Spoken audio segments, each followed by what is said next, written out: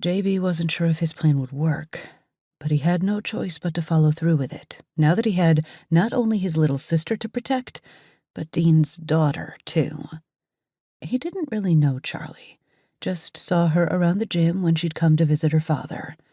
She usually gave him the cold shoulder the entire time that she was there, talking to her father and ignoring him. But he noticed her. Dean had even caught him noticing his daughter a time or two and told him to cut it the hell out. He couldn't blame Dean for wanting to keep Charley away from him. If he had a daughter like her, he wouldn't want guys sniffing around her either. Charley was probably the smartest woman that he'd ever met. She was a CPA, and even though she had come from humble beginnings, she had made something of her life. JB knew that Dean was damn proud of his girl for becoming a CPA and overcoming the odds of the old neighborhood she had grown up in. He liked to brag about her every chance he got. That was the only thing that they really had in common, their humble beginnings. He had grown up on the wrong side of the tracks, and in Huntsville, Alabama, that meant something. JB and his sister were raised by his grandmother after their mother had died. Their father had taken off right after Tanya was born, and he was only 8.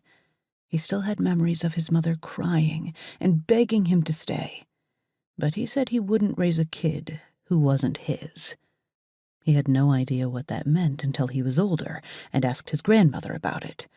She told him that she wasn't certain, but she had heard rumors that he and Tanya had different fathers. That didn't matter to him, because she was his sister, 100%.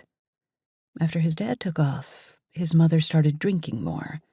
He never really remembered her being completely sober, and that meant that he had to step up and take care of his baby sister. That was a lot of responsibility for a kid his age, but he did it. He learned to change Tanya's diapers and make her bottles. Hell, he even figured out how to give her baths and wash her clothes. His grandmother would drop by to ask how everything was going, and he'd lie and tell her that his mom was doing better. But she knew. She'd bring by some food and diapers for the baby. His gram always made sure that they had new clothes as they grew, and new shoes when they wore out.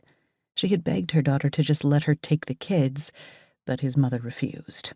She told Graham that she'd lose her housing if the kids weren't living with her, because the checks would stop.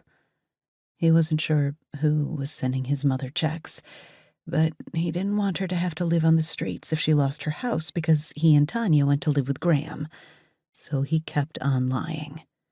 His Graham would stop by with provisions, and JB would lie straight to her face, telling her that everything was going well. After a while, her mother got mixed up with the wrong crowd. At least when she was just drinking. She stayed home and drank herself into a comatose state. She was at least still around, though. Not that she was of any use to him or Tanya.